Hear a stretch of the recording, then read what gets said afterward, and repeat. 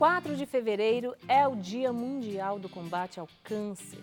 A data tem como objetivo conscientizar a população sobre a doença e incentivar a realização de exames periódicos que possibilitem um eventual diagnóstico precoce. Segundo o Instituto Nacional do Câncer, o último levantamento apontou mais de 400 mil casos da doença em 2018 no Brasil. Bastante. Para conversar conosco sobre esse dia, esse alerta que nós estamos fazendo, o Brasil inteiro está fazendo e o mundo, nós recebemos aqui pessoas especiais aqui na nossa sala de visitas. Fernando Medina, oncologista, seja bem-vindo, doutor. Muito obrigado, é um grande prazer estar aqui com Doutor, vocês. fala aqui no microfone para a gente ouvir a voz. Desculpa. Tudo bem. Muito obrigado pelo convite para estarmos aqui discutindo esse assunto tão importante. O câncer é a doença que mais mata pessoas, a segunda causa de morte no mundo.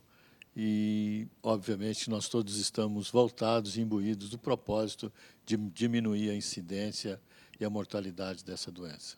É isso mesmo. Recebemos aqui a psicóloga Fabiana Caron. Seja bem-vinda, doutora. Obrigada pelo convite, Drica. É uma alegria estar aqui com vocês hoje. É importante termos uma psicóloga, você vai ver só, porque o câncer ele mexe com todas as faculdades emocionais e mentais ali do paciente, E temos, aqui conosco a Adriana Andrade, quase minha xará, que é educadora infantil, E que já foi uma paciente, eu digo isso mesmo, já foi uma paciente ou ainda é, continua? Eu não faço mais o tratamento, mas faço o acompanhamento. Ah, tá. Passou, por esse enfrentamento, do câncer e vai partilhar conosco um pouquinho também. Tudo isso, gente, aqui são 3 pessoas que trazendo luz para nós. Então, você que está em casa acompanhando a nossa conversa, preste bem atenção, porque o câncer ele vem e ele causa uma situação muito ruim nas famílias, na pessoa, e gera muitas perdas. Mas, graças a Deus, hoje nós podemos evitar.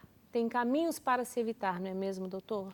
Sem dúvida nenhuma. Nós temos 2 maneiras extremamente importantes para a gente curar o câncer. Primeiro é não tê-lo, fazendo com hábitos saudáveis de vida, uma boa alimentação, evitar fumo, evitar bebida alcoólica, tendo uma dieta balanceada, uma dieta à base de vegetais e frutas vermelhas e amarelas.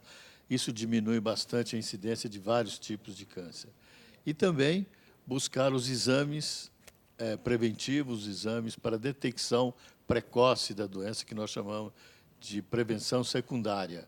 Isso faz com que, hoje, nos Estados Unidos, que tem uma estatística muito boa, uma redução da mortalidade em 2% ao ano da mortalidade por câncer. Então, os avanços no tratamento e também na detecção precoce, nós conseguimos, então, uma grande diferença na mortalidade dessa doença. Já se sabe qual que é a maior causa do câncer hoje, doutor? Sim. A causa principal é o estilo de vida. É aquilo que você aquilo que você come, aquilo que você pratica no dia a dia. 70% das vezes o câncer está relacionado com o estilo de vida da pessoa. A idade é uma coisa muito importante. O câncer é uma doença da terceira idade, a maioria das vezes. Uma grande quantidade de câncer de próstata, de mama, ocorre após os 60 anos de idade. Então, como o câncer é uma doença degenerativa do ser humano, num determinado momento, essa célula, uma das células de qualquer parte do corpo, pode se desregular, começar a multiplicar eternamente, ou seja, o câncer a partir de uma célula imortal. Eu já ia perguntar, nós falamos do câncer, mas o que é o câncer, dentro do organismo da pessoa? O câncer é uma doença da célula. A célula é aquela unidade funcional, menor unidade funcional do ser vivo. Num determinado momento, você vai sofrendo agressões nos cromossomos, até que, em um determinado momento, essa agressão é tão grande que ele passa, então, a desregulação e começa, então, a célula se multiplicar, perde a capacidade de morrer e, então, vira aquilo que nós chamamos, aquele aglomerado de células, que nós chamamos de tumor. E esse tumor, essa célula, ela tem a capacidade de invadir vaso sanguíneo, vaso linfático e implantar em qualquer outro lugar do corpo, num fenômeno que nós chamamos de metástase. E 90% das vezes, o paciente morre devido às metástases causadas pelo tumor primário. Ele vai como que andando pelo corpo e depositando ali a sua multiplicação, o seu gene, ele vai tomando conta da... Exatamente, da pessoa. vai destruindo o metabolismo normal e passa a parasitar, vamos dizer assim, o corpo humano. Certo. Adriana, em 2017, então, você fez o diagnóstico e descobriu que estava com câncer? Isso, eu senti um nódulo, né, numa oportunidade. Eu senti um nódulo e no dia seguinte eu fui ao médico para fazer os exames. Porque eu já tinha histórico familiar de câncer de mama e de outros tipos de câncer. Então, eu corri para fazer o exame. E fiz o exame e tive o diagnóstico, né, uns dias depois que eu estava com câncer de mama. Como é que foi para você nesse momento? Porque o que acontece conosco é que a gente pensa no câncer sempre no outro. Né? Nós temos, e a gente não se cuida, como o doutor falou, tem uma vida saudável, fazer isso, a gente não pensa que vai chegar. Quando você recebeu esse diagnóstico, como é que foi isso para vocês, o seu emocional e a sua vida? Para mim foi muito assustador, porque quem não vive o câncer não sabe como é o tratamento. A gente vê muitas pessoas morrerem, mas a gente não sabe que esse diagnóstico precoce ele evita que a morte, né? Porque assim, eu tive o diagnóstico, uma semana depois eu já tinha o resultado da biópsia. E isso foi muito importante. Então, eu comecei a fazer o tratamento. E, para mim, foi complicado, porque eu tive familiares que morreram de câncer, e, para mim, eu achei que eu ia morrer. Primeira coisa que você a primeira pensou coisa que eu vou pensei eu vou morrer. Foi a primeira ideia que eu tive, né? Porque a gente não tem o conhecimento do que está acontecendo. E, depois disso, que aí a gente vai saber. Aí começam as outras coisas, né, a influenciarem no emocional. Eu vou morrer, depois eu vou perder a mama, eu vou perder o cabelo, porque a gente não sabe como vai ser o tratamento até ter o diagnóstico do tipo de câncer que se tem, para saber como vai funcionar o tratamento. Nesse momento que você entrou nessa crise, né, você percebeu que isso afetou a sua vida, tanto pessoal como profissional também? Afetou, afeta, sim. Eu tive um apoio familiar, né? Isso é imprescindível, o apoio familiar. E logo depois do apoio familiar, eu já tive o apoio psicológico. Eu já comecei a passar pela psicóloga, assim, antes de fazer a quimioterapia, na verdade. Que né? maravilha. Então, isso me ajudou a enfrentar a quimioterapia, a perda do cabelo, porque eu fiz a quimioterapia primeiro. Então, esse apoio familiar foi muito importante e, nesse momento, eu também já me afastei do trabalho, né? Porque eu trabalho com crianças e mexe com o emocional, né? Até você ver que você vai ser curada. É isso mesmo, a psicóloga Fabiana Caron pode dizer, né? A pessoa que chega lá no seu consultório por conta do câncer, ela chega com esse primeiro pensamento, eu vou morrer, descobri, acabou minha vida. Como é que eles se enfrentam isso, né, ali diante da psicologia? Sim, esse é um pensamento praticamente de 99% dos pacientes e também da família. Né? Porque eu sempre falo que o câncer, ele não adoece a pessoa, ele adoece todo o sistema familiar e social que aquela pessoa está incluída. Né? Então, quando ela chega impactada por esse diagnóstico, chega ela, né, a família, amigos, e aí a importância da gente estar ali para dar esse suporte. Porque o câncer, desde que a humanidade existe o câncer. Né? Então, é uma doença que acompanha a humanidade. Então, se a gente for pesquisar a história do câncer, a gente vai achar ele desde a humanidade. Ele só ficou famoso agora, né? Pois é, né? Mas ele é aquele, né, que antigamente as pessoas não falavam nome. É verdade. Né? Eu lembro de tias minhas que eles falavam CA. fulana tem CA. Está com aquela doença. Aquela doença. Né? Ah, é aquela doença ruim, ou morreu daquela doença. Então, hoje, a gente melhorou e evoluiu muito. Primeiro, até as questões do próprio tratamento, como o doutor Fernando colocou. Né?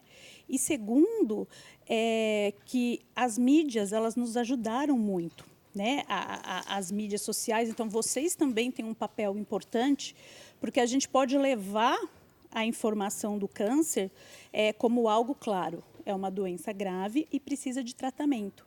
Mas ele pode, sim, ser curado. E, dessa forma, a gente vai estar, o quê? Mudando a forma de pensar das pessoas em relação à doença. Porque eles vêm muito amedrontados justamente por essa coisa que é cultural, que então é aquela doença mortal. Essa condição que a pessoa chega lá, pode agravar a doença? De certa forma, não sei como você me diria isso. Isso pode? A gente escuta assim, fulano é tão forte que ele vai passar por essa. É tão alegre, é tão feliz. E a sensação que se tem é que quando a pessoa ela se entrega, ela desculpa assim, mas ela parece que morre mais rápido. Eu não sei se estou sendo... Não quero ser grosseira, mas sim, existe sim, isso? É isso mesmo, sim. Existem. O câncer, como o doutor também colocou, ele é multifatorial. Então, assim, a gente não sabe exatamente ainda, tipo, isso causa isso.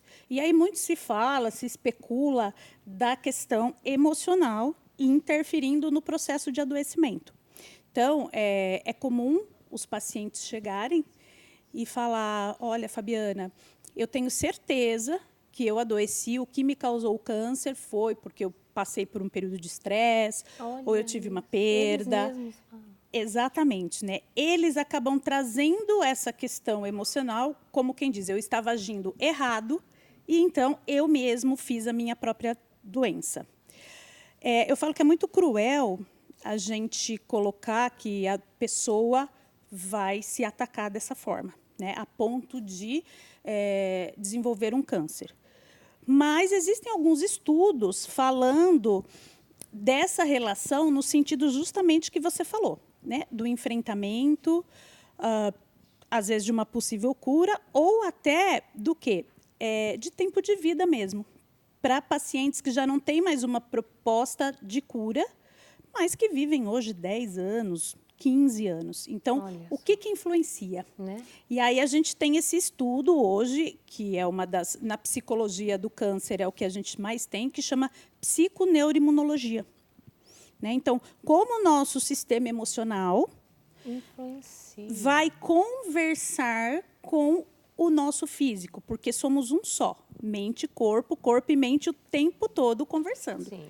Então, como que isso vai influenciar para você passar por esse processo de uma melhor forma ou não? Você passou por isso, Adriana? Eu passei, né? As pessoas costumam falar que eu passei sorrindo. E a minha família achou que eu não ia aguentar, né? Porque eu sempre fui meio manhosa, né? E eu realmente enfrentei. E eu lembro de uma frase que eu escutei. Dri, não fique triste, porque essa doença, né? A pessoa ainda falou desse jeito, essa doença gosta de tristeza. Olha. E eu ressignifiquei minha vida em relação a isso. Igual o doutor falou da alimentação saudável, né, de mudar os hábitos de vida. Hoje eu estudo e vou ser uma professora de yoga. Para poder mudar e melhorar, eu precisava fazer algo para continuar cuidando de mim e da minha saúde. E a maneira que eu enfrentei de não ficar triste, não vou falar que todo dia foi legal. Claro, não foi legal, tinha dia que não era. Tinham as questões emocionais, a questão da medicação, que eu não passava mal. Eu tinha alguns desconfortos, mas eu não passava mal. Então, tudo isso ajudou para que a cura ocorresse e para que o que é importante? O que eu vou fazer da minha vida daqui para frente? Né? O que eu posso fazer para melhorar? Onde eu vou levar isso? O que o câncer pode trazer de novo para a minha história? Isso é até evangélico, né? O sofrimento, ele nos dá a graça, eu chamo de graça, de você renascer.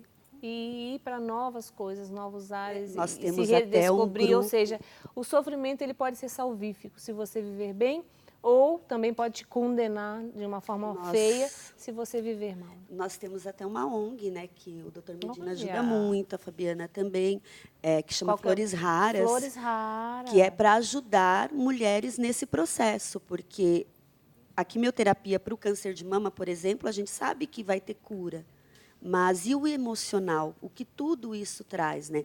A perda da mama, a perda de cabelo, no meu caso, de útero e de ovário. Então, assim, a gente auxilia outras mulheres emocionalmente.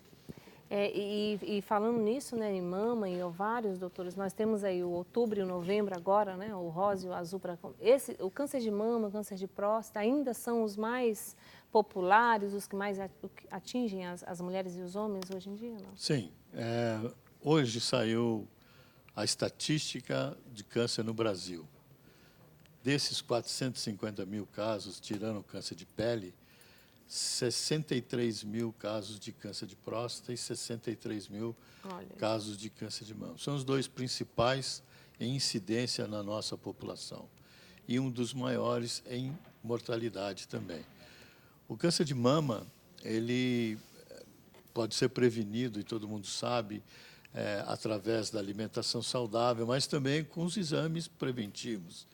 No caso da Adriana, das Flores Raras, é uma doença genética que tem um envolvimento com um gene chamado BRCA1 ou BRCA2, que, quando mutado, ele dá uma chance para aquela pessoa de desenvolver o câncer em 80%, 90% das vezes. E, muitas vezes, elas têm que fazer um tratamento preventivo, que é mastectomia bilateral, retirada do útero, do ovário. O câncer de próstata, a mesma coisa, né? A gente tem uma incidência extremamente elevada dessa doença, é uma doença ligada à idade, acima de 65 anos, e traz um transtorno muito grande para as pessoas mais velhas e que hoje tem tratamento, tem jeito, tem solução. Hoje a psicóloga Fabiana falou, né, que o câncer, de fato, hoje ele está popularizado. Mas se corre um risco dessa fama que o câncer tem, das pessoas não ligarem muito, não dar tanto valor como deve dar, tanto para a prevenção, ou de fato não, nós temos que tratar ele como uma doença qualquer? Sim. Qual que é o conselho? O meu conselho é esse. O câncer é uma doença muito comum, deve ser falado, deve ser discutido, deve trazer isso para a mídia, para a televisão, para o rádio, etc., para a população criar o conceito de prevenção. Eu lembro muito bem, há 20 anos atrás, há 40 anos, quando eu comecei, havia aquele preconceito com respeito à doença. A gente tinha casos super avançados, aquelas mamas ulceradas, as pessoas ficavam escondendo. Hoje em dia isso é raro. Se você nós fizemos recentemente um levantamento lá no Centro de Oncologia e a grande maioria dos casos atuais são estágio clínico 1 e 2, ou seja, doença que está localizada na mama e com a chance de cura em torno de 93%. Então, mudou o paradigma, mudou o tratamento, hoje é uma doença curável e que muitas vezes não se precisa nem de fazer mastectomia. Tomara que daqui a uns tempos a gente consiga não operar mais ninguém, tratar só com medicamento. Maravilha. Adriana, queria que você deixasse uma palavra, né, para as nossas abençoadas lá em casa, as mulheres que nos acompanham aqui no mulher.com. Né? O mais importante é você conhecer o seu corpo. A partir do momento que você não nega o seu corpo, que você conhece, se você sentir, você vai procurar um médico, você vai se cuidar. E o que é importante, hoje as pessoas ligam muito para o exterior e esquecem, não tem problema a pessoa ser vaidosa, mas ela também precisa procurar um médico. Exatamente. E se eu sentir alguma coisa, se a pessoa sentir alguma coisa, é falar assim, porque muitas mulheres falam, não vou procurar porque eu vou achar. Não, vá ao médico, se você sentiu, faça as consultas regularmente. Todos nós precisamos ir ao médico, e não só ir ao médico quando está doente. É procurar um médico antes de adoecer, Para prevenir, né? Para ter, se acontecer, ter o diagnóstico precoce e tratar da melhor maneira possível. Doutora Fabiana, uma última palavra para a gente? Esperança, né? Porque a esperança, ela nos move, né? A enfrentar, a procurar se cuidar, a cuidar do nosso corpo. Então, a esperança, ela tem um papel muito importante na vida de toda pessoa, juntamente com a fé, né? E aí a fé, cada um experiencia essa sensação de uma forma, né, pessoal e única, mas o quanto que isso é importante. Porque, assim, nós, profissionais, né, que trabalhamos com câncer, nós acreditamos, sim, né, num futuro com poucos casos de câncer. Então, para que as pessoas também acreditem, se cuidem, porque são elas mesmas que vão projetar isso no futuro. Exatamente. Olha, eu agradeço a presença de cada um aqui, né, e vamos continuar a missão de difundir, educar, formar, chamar a atenção do povo. Deus abençoe vocês, cada um de vocês, tá bom? E quando quiser, Mulher.com está aqui, pode vir falar à vontade conosco aqui também, trazer coisas novas que a gente aceita, tá bom?